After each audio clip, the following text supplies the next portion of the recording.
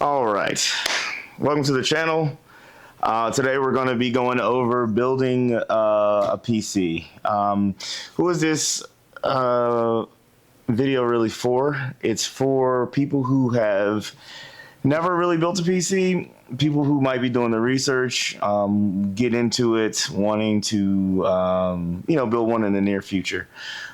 So with that in mind, I'm not going to go super in depth as far as specs and like what different features and stuff like that. We're gonna talk at a kind of baseline, like not to get you guys lost in the sauce, because there is a lot of options. There's a lot of nuances and things that you could just spend hours. Well, this one has 15% more, and then this and overclocking and all that.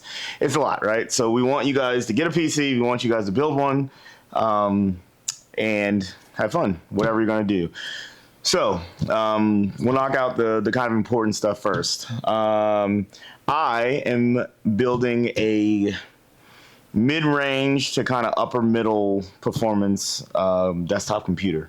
Okay, so it is a Camaro with a V8, not a Z01, nothing supercharged, nothing crazy, no sport, trim or nothing like that. It's a good, nice, robust PC. I'm a casual gamer. I play maybe a couple times a week. I do video editing and I do some IT stuff at a leisure kind of deal. So, nothing, I don't need too much. I spent about $1,500 on all the parts and stuff I'm gonna show you. I got all of it off Amazon, and I'm gonna show you guys later a way to make sure all the parts you'll buy will work with one another. Because that is one thing about the computer industry. There's different form factors and different sockets and sizes and plugs that don't always work with everything, right? Like, as a matter of fact, you got kind of generations of stuff, you got form factors of stuff. When I say form factor, I mean like the difference between an American plug and a European plug, right? Like, they're not compatible. So that's a thing in the computer space. You have different types of CPUs, like the difference between Intel and AMD. Their chips, you can't take one out and replace it with the other. So that's important. And there's a website I will show and explain to you guys how you can go in and make sure everything you want will work with everything else that you're picking, right? It's called PC Part Picker. We'll talk about it here in a little bit. First, I'm going to go over kind of everything you need to buy to build a complete computer. Okay, so there's going to be two caveats here. I don't have a mouse because I'm just reuse the one from my old one, and a monitor. Other than that, everything that I'm going to show you here, you'll need to get. Okay, so we'll go first. I got a case, and I'm gonna take it out and show you guys, because I'm gonna build it in front of you and show you how to do everything as far as that. So first is the case. With the case is like a style thing. Find one you like. You can go from mild to wild with these. They have some really crazy ones that have a bunch of RGB lights and glass everywhere and all kinds of stuff, right? I will say the more you spend on the case, the more like creature comforts you're gonna get when it comes to things like mounting your hard drives. Cable management is another thing. The more money you'll spend, the better those little features are. So if you go kind of bare bones, you're going to be looking, it'll hold, and it'll be a good case, but it's going to be harder to route your cables. It's not going to look as good. It's not going to be as clean. Okay, so that's the thing to keep in mind when you're talking about a case. Next, we're going to talk about kind of the central component. It's like the house that all your stuff's in, right? So the motherboard. The motherboard is what houses everything. It's kind of the structure, the foundation of your computer. It houses the CPU, it houses your RAM, your your GPU goes into it, all your memory plugs into it. It's the interface that ties everything together. It really is the glue and the foundation of your computer.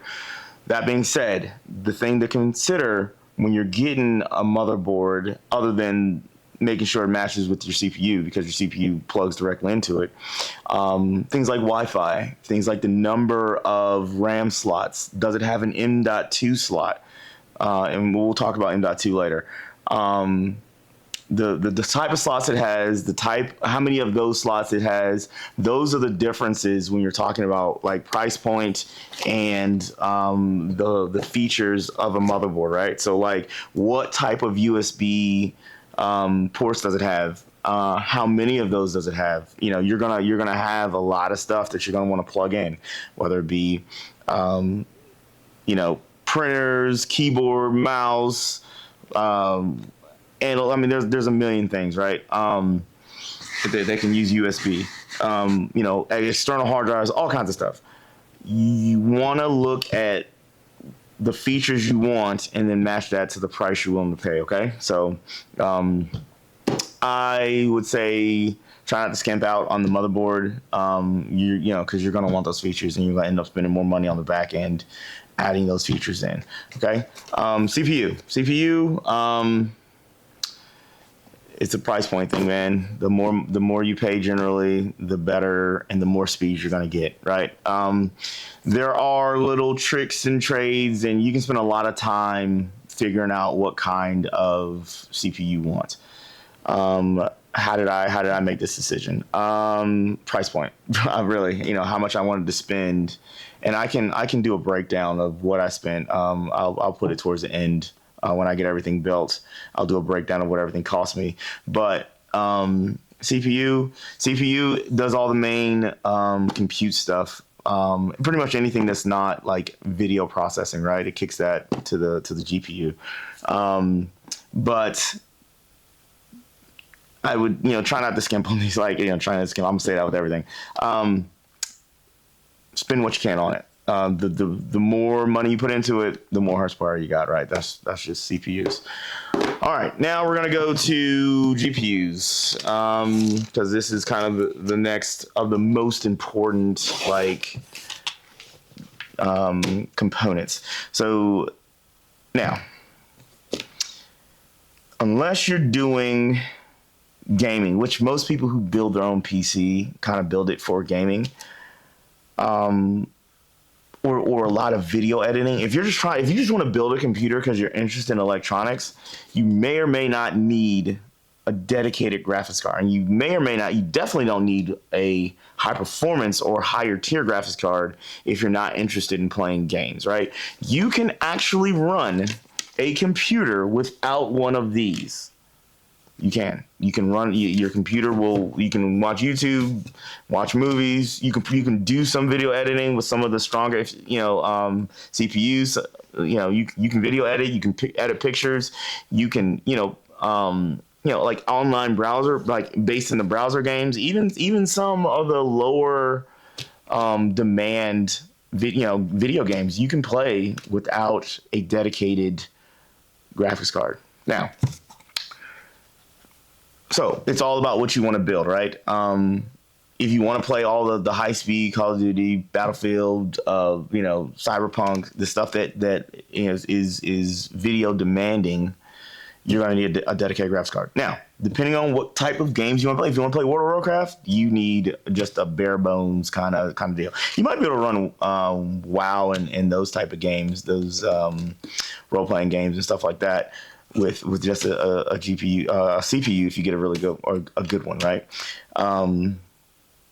So weigh that when you're weighing what type of graphics card, because they've come down because like the crypto mining kind of fell out of favor. They don't need them as much anymore. But this is one of the bigger parts of the CPU as far as cost, or the computer as far as cost goes. They can get pretty pricey. You can spend a lot of money on just the GPU. You could probably buy a computer for what some of the upper tier GPUs go for. This is a middle of the road 4060, it's like, I think I don't know if the 6000 series are out yet. This is October 25. I don't think they are. I know 5000 series are out. So this is like one generation back. It's a TI, which is kind of a, the upper trim level of this specific type of card. It's pretty good. Like I said, I'm not gonna get too into specs and features and all that craziness, but GPUs are something that, depending on what you're doing with your computer, you may or may not need one. Do your research, do some Googling, ask ChatGPT, and it'll help you decide on if you need one and what level of one you need. Okay, so next we're going to talk about RAM. And RAM, the decision on what type of RAM you want is kind of dictated by a few things. One, how many slots of the RAM slots you have in your motherboard, right? So that this is kind of where choosing your motherboard comes into play with your strategy. So RAM, you pay for it by the amount of gigs per stick, okay? So there's a few ways to play this. Let's say you want 64 gigs of RAM. Well, you can get two 32 gigs, or you can get four 16 gigs, if my math is right. So you can get the same amount, pay for it cheaper. You can start out with two 16s and have a 32, and then over time upgrade if you feel like you need more RAM. You can do 4 8-gig sticks and whatever. There's options when it comes to that. But if you get a motherboard that only has 2 slots, it kind of cuts down on your options. Okay, so just keep that in mind when you're buying your motherboard and how much RAM you want, how much RAM you think you need. And RAM, to give a simple explanation, it's random access memory. It is kind of, how can I explain this in like simple terms? Your computer uses it to store, it's like short-term memory. It uses it to recall stuff that you had just up.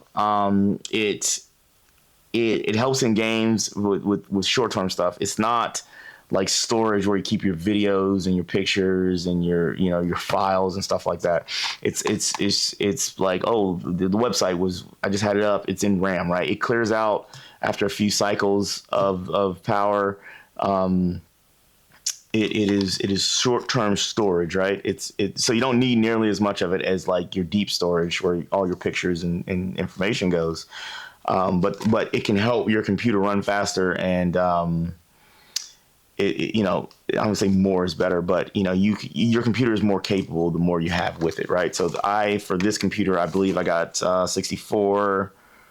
Yep, I got 32 gigs. So yeah, I got 64 gigs of RAM. I believe this motherboard has 4 slots. Yeah, it has 4 RAM slots. So I could upgrade, but 64 is plenty. Anything over 16 is probably pretty good. 32 is a sweet spot as far as price, but I got a good deal on those. So I got them. Okay, so let's get into storage now. We'll talk about storage. So first, I got just a regular old, I want to say regular old, but like run of the mill kind of classic now, because these are getting kind of say outdated, but they're long in the tooth. This is a 4 terabyte Seagate mechanical hard drive. So this has a disk, spins. There's a head that reads. It has moving parts. This one's pretty fast, pretty good, and it's reliable from Seagate. And 4 terabytes, that's a healthy amount, I think, for today's data requirements. I'll put all my videos, pictures, documents, stuff like that just needs to be recalled and made safe. I could probably get like 2 or 3 of these and do a RAID system where we're not gonna get that. That's just a backup. We're not gonna talk about that. That's too much. That's storage, right? So that's your deep storage where all the stuff you don't really need fast access to. You just want to come up and have a lot of space. This is a M.2. Now M.2 is a form factor for connecting to the motherboard. That's all it is. And when you hear someone say M.2 slot, it is just a different type of connection or port on the motherboard, and it can do a few things, but hard drives are really the main bread and butter of them. Okay, so this is a solid state drive. It has no moving parts. It's all transistors that use electricity to flip and store ones and zeros. Very, very fast. Now, it is super fast. Like, this is a 2 terabyte. This is way more than the 4 terabytes for mechanical hard drive, right? But this is much, much faster. So you want to put things that you want to be able to access very quickly, i.e., the operating system for the computer is going to be on the M.2 hard drive because it can boot up faster, and it significantly cuts down on the time it takes for your computer to get up and get going. Things like games that you want to run really fast can go on the M.2, and you'll have much faster access to them when you're playing the games. It really does help. Like, it is a noticeable difference. You don't need this. You can just run everything on an you can run everything on a classic style mechanical hard drive, and everything will work.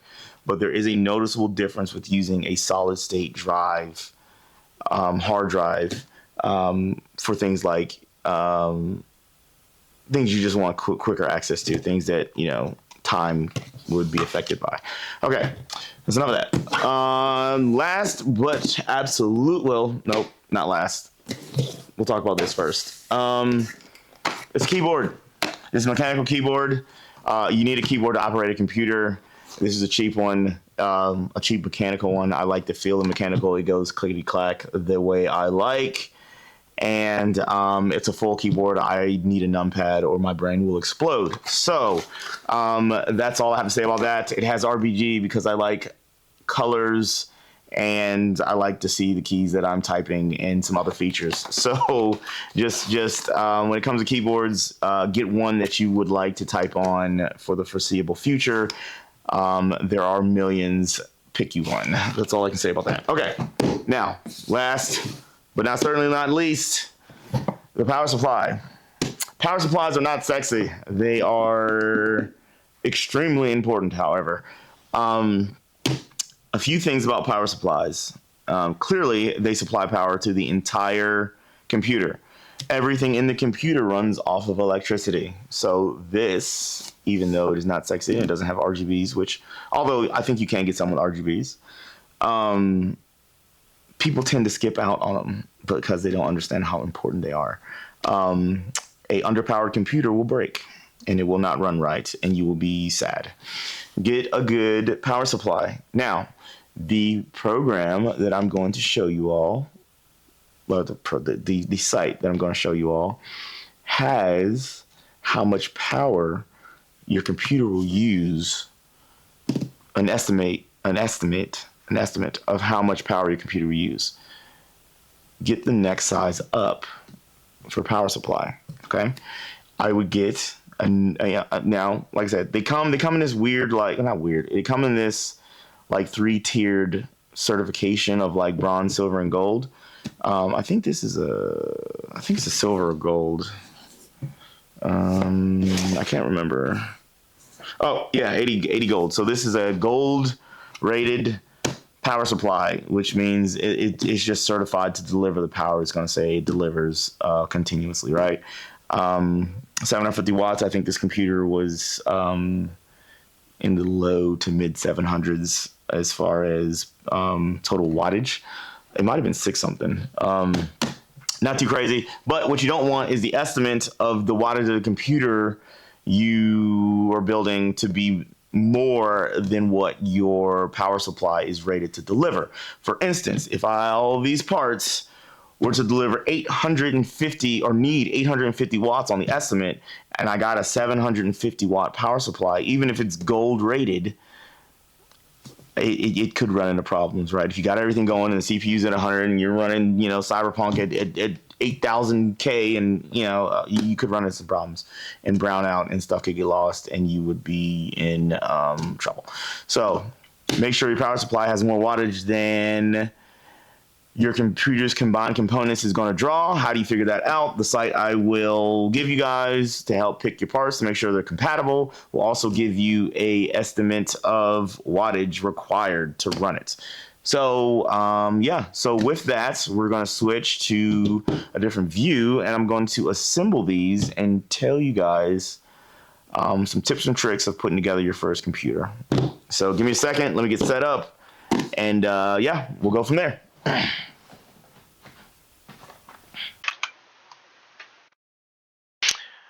Okay, so we're gonna go over the PC part picker website that I was talking about before, and so here you'll see the wattage estimate, and it's pretty simple. You just click, you can click with this. Um, you can look at reviews. It'll give you places that you can buy. Like I said, most of my stuff came from Amazon, but Amazon doesn't always have the cheapest price. It usually does, but it has all the specs. You can spend a lot of time going through this stuff. So, um, you just add one, and then every time after that, it'll only be stuff that is compatible with the previous part. Um, and if there's a compatibility issue with something you pick, it'll say it on your parts list, like down here. And it's pretty good, man. It's a really good way to build your first PC and just go through. You can see the prices for everything. Um, you can you can look at stuff, compare, and just really flush out your budget or flush out your build. Here's the graphics card. Um, got your case, whatever. I'm just clicking through and getting whatever, like so. And of course you can sort it, by efficiency of titanium or the 80 titanium, the really good ones. um, so yeah, and then I don't think the monitor will do, but it'll give you all your estimates there. Motherboard, it'll have all the slots for your motherboard, everything. It's like a virtual. It's the tree, so you can tell like how many slots you'll have left after you do everything. It's really good. You know, Total, and then here, this one is only going to use 409 watts. So, like I said, and you can save it by piece or whatever. You know, um, but yes, this is a really good website. Here's a breakdown of everything. Really good website. PC part picker, just like that. Yeah, and there's other builds too. Like you can look at other people's builds. I think yeah, you can look at other people. They post their builds. You want to build something like somebody else, just copy it. I'm pretty sure you can just see where all the parts are. Yeah, there you go. Full price breakdown, what other people have built. If you're not sure, if you just kind of want to do something quick, just so you can put something together and not spend a long time, sorting through parts and picking everything out. You can just copy someone else's build. It's a really good site, man. Really good site. Really useful. So yeah, I say start here and then figure your stuff out, and then you know, get your build, order it, and get started. All right, so small change of plans. As you can see, the computer is already built. That's because I had these cool POV glasses that I was using, so you could see what I was doing and the field of view that the glasses have, however they were sitting on my face, made most, if not all, the footage unusable. So what I'm going to do instead is this is my old PC that I'm giving to my oldest son, and we're going to take it apart, kind of not refurbish it, but just clean it up and get it ready for him so it's good to go. And we'll talk about this because it's been running for a few weeks now, and it's doing good. Nothing to report. Been using it on Windows, which kind of sucks. I kind of wish I went Linux, but it is what it is. So, but anyway, we're gonna jump into this, we're going to take everything out and then reinstall it, and that'll be kind of a similar fill-in for building this one, because all the components, especially the major components, is the same, you know, for any PC you build. So we're going to get to it, and yeah, we'll talk about it. Okay, so first thing we're going to do is remove all the cabling, all this jumble of mess that I really didn't have set up very well. So we'll do that, and we'll get the power supply out, and then that'll give us a lot more working room for all the rest of the motherboard and all that stuff.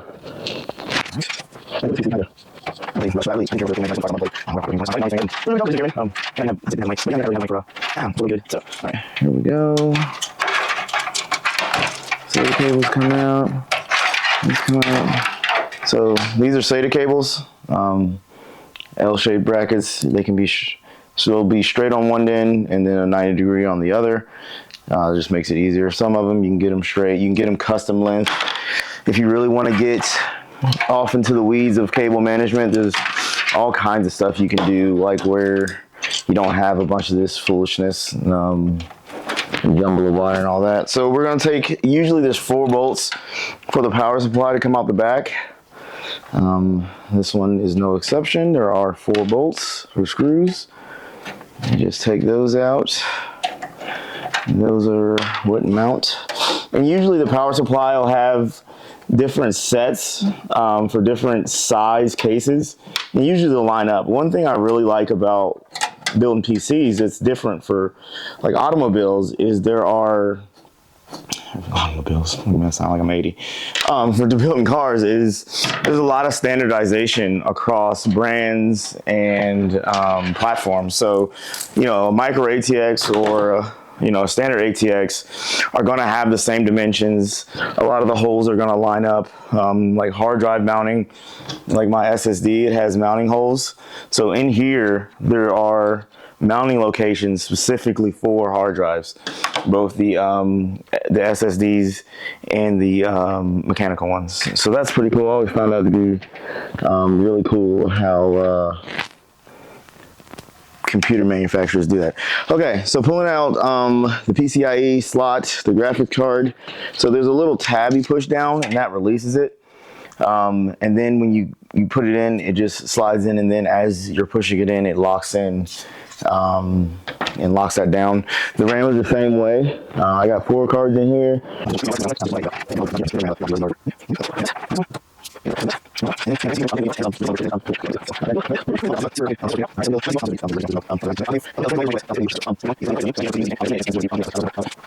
There's like static protection and you know, change out a bunch of different heads and stuff like that to make it that much easier. So that's really it, man. We got motherboard, your CPU. This is the PCIe, and these are the RAM slots, obviously. You got a bunch of header pins, which if you can see that they're all pretty much labeled, so you'll be able to, you know, just read and tell. And a lot of them, the pins, they're only able to be plugged into the right slots or a compatible slot, so they make it really easy. So you know, like 3 pins, and then I'm trying to see one that has it, so it'll be like blocked off, so you won't, you know, a lot of times you won't be able to plug it into the wrong one. Sometimes you can, but I don't know. I've never hurt a computer by plugging it into the wrong port. But you know, just take your time, read up on it, maybe Google a little bit, and it'll come to you. It's not too bad.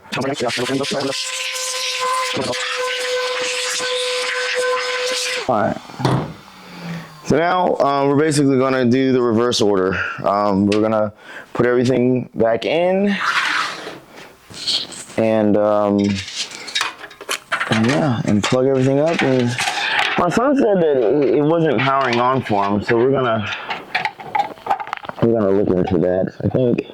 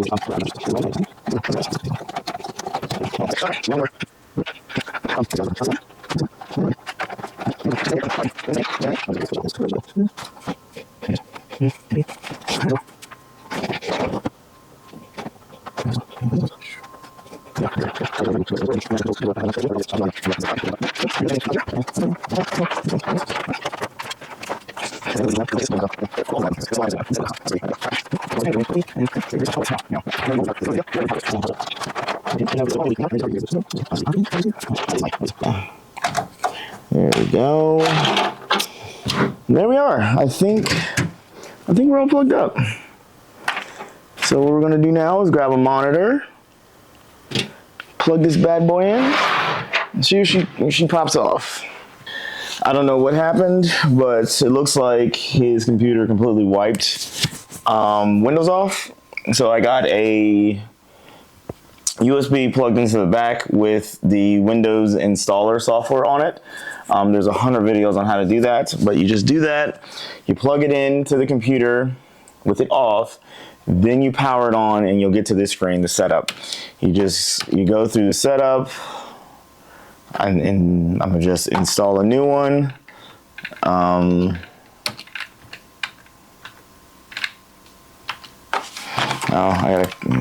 You gotta have your mouse and keyboard, and then I don't have a product key right now. We'll get one if I want, or you can just use it. Ooh, that's weird because I had 11 on here.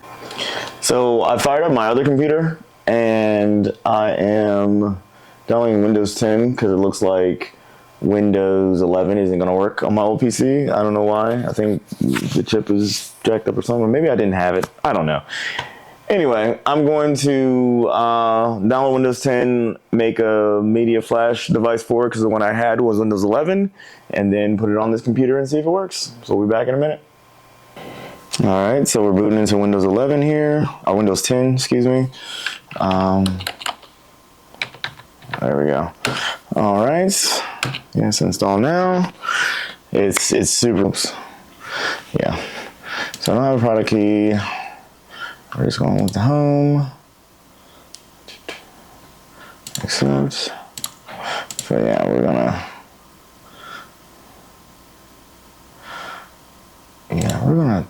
format that.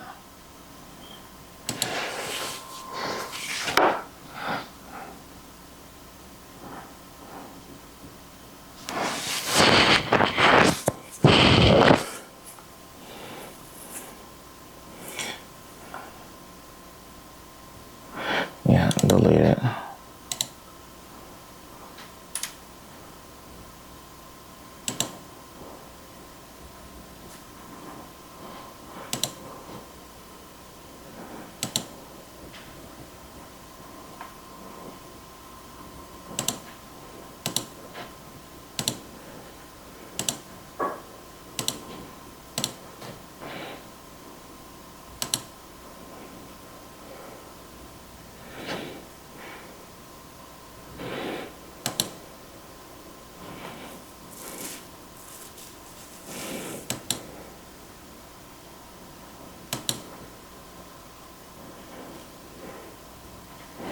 Okay, we're going to use that, and we're just going to let it run, and that's pretty much it. So what I was doing there, it had the old setup from whatever was on here, and I just cleaned everything out and set up a new partition, so basically a new bucket to put Windows in, and now it's putting it in the bucket. So we'll be back once we get it set up. We're rolling, computer's up. And that's the basics on how to build a PC. I don't have a wireless dongle for this, and this motherboard doesn't have wireless connectivity because I had it hardwired into my router, and I just don't feel like plugging it up. But I mean, she's ready to go. All I need to do is plug it up to the internet and do some updates. So yeah, that's it. Sorry I didn't have building the actual PC, but the one that I showed all the parts for. But like I said, I lost those files were basically useless. So please like and subscribe, and thank you for watching.